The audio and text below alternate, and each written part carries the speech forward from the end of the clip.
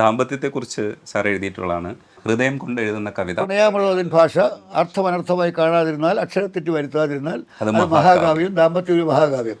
അതൊരു കാര്യം മനസ്സിലാക്കണം, ദാമ്പത്യം ഒരു മഹാകാവ്യം എന്ന് നേരിട്ട് ഞാൻ പറഞ്ഞിട്ടില്ല.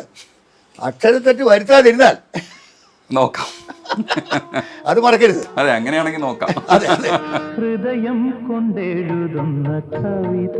ഒരു കാര്യം വളരെ വ്യക്തമായി പറയാം. അപ്പം ഈ ഭൂമിയിൽ ഒരു ദാമ്പത്യത്തിനും മഹാകാവ്യം തുടരാൻ പറ്റില്ല. അതൊരു സങ്കല്പമാണ്.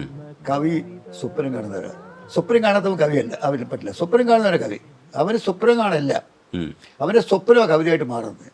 ആ സ്വപ്നം സങ്കല്പമാകും, സങ്കല്പവും സ്വപ്നവും ചേർന്ന കവിതയാകും. അല്ലെങ്കിൽ സ്വപ്നം മാത്രം കവിതയാകും, സങ്കല്പം മാത്രം കവിതയാവില്ല. സങ്കല്പത്തിൽ ഒരു സ്വപ്നത്തിന്റെ ഒരു രശ്മി വന്ന് വീഴുമ്പോഴ കവിതയായിരുന്നു. അപ്പൊ അതുകൊണ്ട് അതെന്റെ ഒരു സ്വപ്നമാണെന്ന് വിചാരിച്ചോളൂ, അതൊരു സത്യമല്ല. കാരണം എൻ്റെ ഒരു സ്വപ്നമാണ് ആ കവിത. ഒരു പ്രത്യേക മുഹൂർത്തത്തിൽ അയാൾ നായകൻ നല്ലവനാണ്, അബദ്ധം പറ്റുക ഒരു സ്ത്രീയുടെ പ്രത്യേക മുഹൂർത്തത്തിൽ സ്ത്രീക്ക് അടിമപ്പെടുകയാണ്. അയാളുടെ കുറ്റമല്ല, അയാൾ അങ്ങനെ ആഗ്രഹിക്കുന്നില്ല. അതാണ് കഥ. അക്ഷരത്തെറ്റെന്ന് എൻ്റെ സ്ക്രിപ്റ്റാണ്, അതും എൻ്റെ സ്ക്രിപ്റ്റാണ്. അക്ഷരത്തെറ്റെന്നാണ് അത് IUCC ഡയറക്റ്റ് പടം. അപ്പോൾ അവരുടെ ഇതറിഞ്ഞ് കഴിഞ്ഞ് ഇയാളെ പിന്തുടരുന്നു. ഇയാൾക്ക് രക്ഷപ്പെടാൻ വയ്യ. അപ്പോഴാണ് ഈ പാട്ട് വരുന്നത്. അയാൾ രക്ഷപ്പെട്ട് കഴിഞ്ഞു, അയാൾക്ക് അവളൊരു യാതൊരു ആത്മവുമില്ല, അയാൾ വിട്ട് കഴിഞ്ഞു. ഒരു തെറ്റ്, ഒരേ പ്രാവശ്യം പറ്റിയ തെറ്റ്. ഭാര്യക്ക് ഭാര്യ ജീവനാണ്.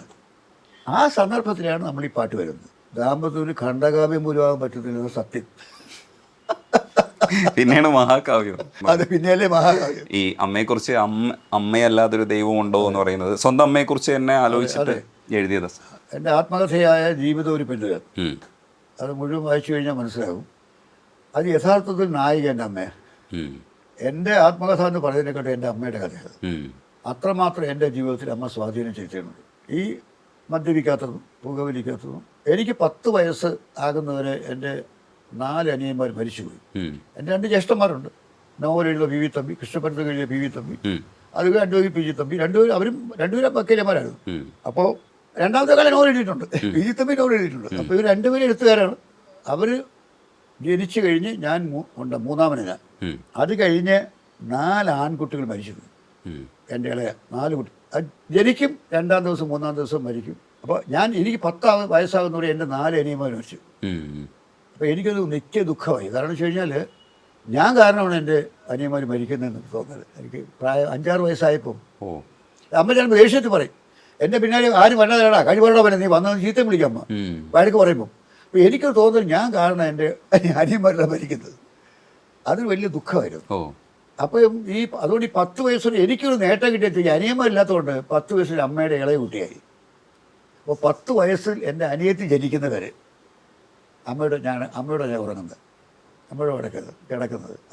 ഞങ്ങൾക്ക് ആട്ടുകെട്ടിൽ ഒരേ പഴയ തറവാടല്ലേ, തൂക്കുമഞ്ചം ആട്ടുകെട്ടിലാണ് കിടക്കുന്നത്. അപ്പോൾ അച്ഛൻ അല്പം നിരുത്തരവാദപരമായി പെരുമാറുന്ന ആളും മദ്യപാനിയായിരുന്നു, നല്ലൊരു വലിയ ജന്മി. അദ്ദേഹം കാരണം അമ്മ കരയും. അപ്പോൾ ഈ ദാമ്പത്യത്തിലെ അമ്മ രാത്രി ഒരുപാട് കരയുന്ന സമയത്ത് ഞാൻ മടിയിൽ പുറകെ കിടക്കായിരിക്കും. ഈ അമ്മയുടെ കണ്ണീര് വീണ് ഞാൻ ഉണരും.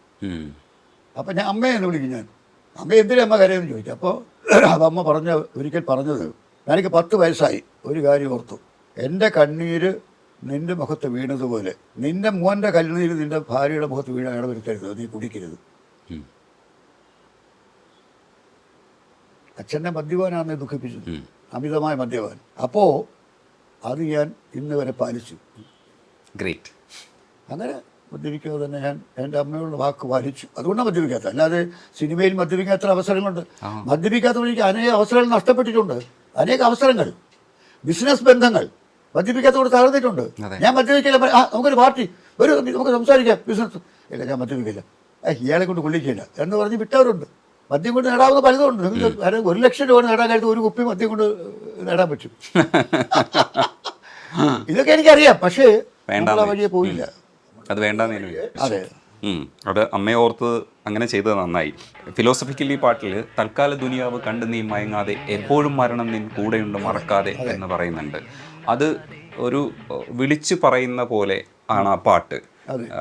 അത് എല്ലാവരിലും എത്തിയിട്ടുണ്ട്, എല്ലാ കാതുകളിലും. അല്ല, ഒന്നാമത്തെ കാര്യം, എൻ്റെ ഫിലോസോഫിക്കൽ സോങ്സ് ഇത്രയും പോപ്പുലാരിറ്റി ഉള്ള കാരണം ഞാൻ ഈ എല്ലാ ഫിലോസഫി സോങ്സും ഞാൻ ഉപയോഗിക്കുന്ന ഭാഷ വളരെ ലളിതമാണ്. ഇപ്പോൾ ചിരിക്കുമ്പോൾ കൂടെ ചിരിക്കാൻ 1000 പേർ വരും, കരയുമ്പോൾ കൂടെ കരയാൻ നേരിൽ മാത്രം വരും, സുഖം ഒരു നാൾ വരും വിരുന്നുകാരൻ, ദുഃഖമോ പിരിയാത്ത സ്വന്തം. ആർക്കെങ്കിലും മനസ്സിലാത്ത ഒരു പദം ഉണ്ടായിരുന്നു. വളരെ ലളിതമാണ്. അപ്പോൾ എല്ലാവരും ലളിതമാണ്. തൽക്കാലം ദുനിയാവെന്ന് പറഞ്ഞ ദുനിയാവെന്ന് പറഞ്ഞ മുസ്ലിങ്ങൾ ഉപയോഗിക്കുന്ന വാക്കാണ്. ഈ ലോകം എന്ന അർത്ഥത്തിൽ സാധാരണ മുസ്ലിം ഈ ദുനിയാവിൽ എത്ര ആൾ ജീവിക്കാൻ പറ്റും എന്ന് പറയുന്നത് അവരുടെ സ്ഥിരം. കാരണം എപ്പോഴും നമ്മുടെ മാപ്പിള മലയാളത്തിൽ ഉറുദു വാക്കുകൾ കലർന്നിട്ടുണ്ട്.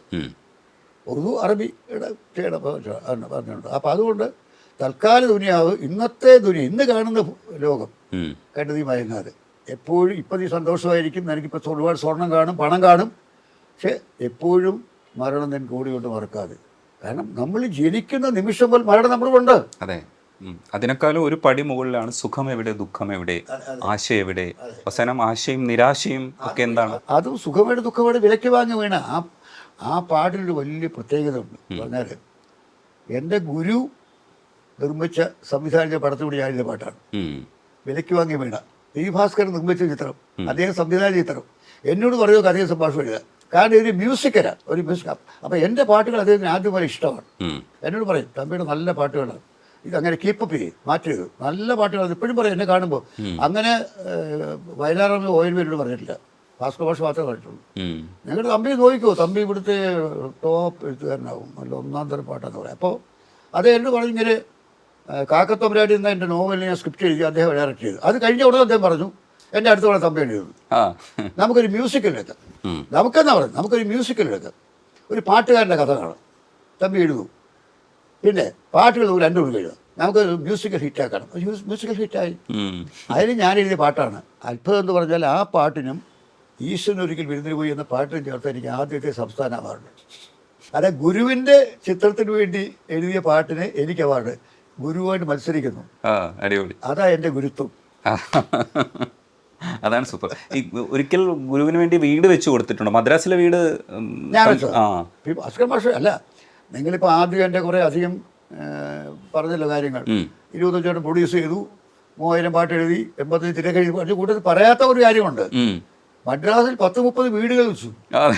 മദ്രാസ് സിറ്റിയിൽ, ചെന്നൈ നഗരത്തിൽ 10-30 വീടുകൾ വെച്ചു. തമിഴ്നാട്ടിൽ ഉയർന്നു നിൽക്കുന്ന അനേകം വാട്ടർ ടാങ്കുകൾ ഞാൻ ഡിസൈൻ ചെയ്തത്. അപ്പോൾ അതൊന്നും എൻ്റെ കണക്കിൽ വരുന്നില്ല. കാരണം അത് വേറെ എനിക്ക് മാത്രം അറിയാവുന്ന കാര്യങ്ങളാണ്. കാരണം നമ്മൾ ചെയ്തു കൊടുത്ത് പൈസ വാങ്ങിച്ച്. ഇടയ്ക്ക് എഞ്ചിനീയറിംഗ് പ്രൊഫഷൻ നിർത്തിയത് എന്തുകൊണ്ടാണ്? സിനിമയുടെ തിരക്കാണോ? അതെ അതെ. ആദ്യത്തെ ഒരു പടത്തിൽ നമുക്ക് ആദ്യം ഒരു ചാൻസ് തന്നാൽ അതിൻ്റെ ഫലമറിയാതെ ഒരു നിർമ്മാതാവും പിന്നീട് ഒരു ചാൻസ് തരില്ല. പ്രത്യേകിച്ച് സിനിമയിൽ ഭയങ്കര ഈ ജ്യോതിഷ വിശ്വാസികളാണ് എല്ലാം. ഹയൽ രാശിയില്ലാത്തവരാ, പടം മുട്ടിപ്പോയി വേണ്ട എന്ന് പറയും. അപ്പോൾ കാട്ടുമല്ലിക എന്ന പടം പാട്ട് എഴുതി കഴിഞ്ഞു, പാട്ടുകൾ കേട്ടു. ചില വരികളെക്കുറിച്ച് അദ്ദേഹം ഭയങ്കര അപ്രീഷിയേറ്റ് ചെയ്തു. പി സുബ്രഹ്മണ്യ മലയാളിയാണ്, ബെല്ലാൻഡിലെ പി സുബ്രഹ്മണ്യ മലയാളിയാണ്. അപ്പോൾ അത് കഴിഞ്ഞ് ഞാൻ പോയി 3 മാസമായില്ല, പടം ഇറങ്ങിയിട്ടില്ല. ഫോൺ, ഞാനിപ്പോൾ അസിസ്റ്റൻറ്റ് ടൗൺ പ്ലാനാണ് കോഴിക്കോട്ട്, town planning office assistant town പ്ലാനാണ്. അപ്പോൾ എന്നെ വിളിച്ചു. അപ്പോൾ എനിക്ക് ഫോൺ വന്നു. അന്ന് മൊബൈലൊന്നും ഇല്ലല്ലോ, ഫോണല്ലേ. നമുക്ക് ഓഫീസ് ഫോൺ വന്നു, പ്യൂൺ വന്നു പറയും സാറേ ഫോൺ വന്നിട്ടുണ്ട് സാർ എന്ന് പറയും. ഞാൻ ഇവിടെ ചെല്ലുമ്പോൾ ഞാൻ സുബ്രഹ്മണ്യ ബെല്ലാൻഡിൽ നിന്ന്, തമ്പി അതിനെ ലീവ് എടുക്കാൻ പറ്റുമോ, ഇങ്ങോട്ടൊന്ന് വാ, എന്താണ് അടുത്ത പടത്തിന് പാട്ട് ഇടണം.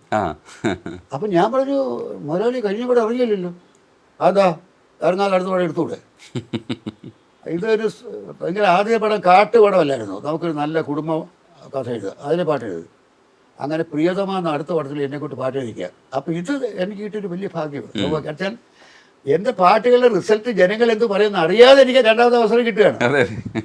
എന്നെ കൊണ്ട് എഴുതാൻ പറ്റിയ ആളാണ് അത് മനസ്സിലായി. അല്ലെങ്കിൽ രണ്ടാമത്തെ പടം തരുമോ, അടുത്ത പടം തരില്ലല്ലോ. അപ്പം അങ്ങനെ അന്നപ്പോൾ എനിക്കും ഒരു ആത്മവിശ്വാസം വന്നു, എനിക്ക് എഴുതാൻ പറ്റും. അങ്ങനെ ഇവിടെ ഒന്ന് എഴുതി.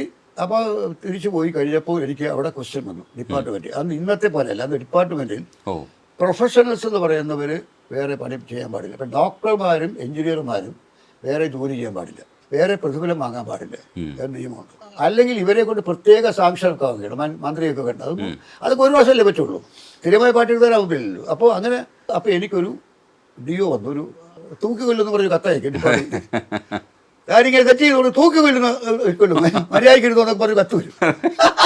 അപ്പോൾ ഇത് കേട്ടാൽ വിറയ്ക്കും ആൾക്കാർ. ഞാനിതുകൊണ്ട് ചിരിച്ചു. ഇവർക്ക് എന്നെ എന്ത് ചെയ്യാൻ പറ്റും? ഇവർക്ക് ആദ്യം അസിസ്റ്റന്റ് ആൾ മാറ്റാൻ പറ്റും, വേറെ ഒന്നും ചെയ്യാൻ പറ്റില്ലല്ലോ. ഇപ്പോൾ ശ്രീകുമാരൻ തമ്പിയുടെ കാവ്യരചന വാസന എടുത്തു കളയാൻ പറ്റുമോ? ഇല്ലല്ലോ. ഇല്ല, എടുത്ത് കളയാൻ പറ്റില്ല.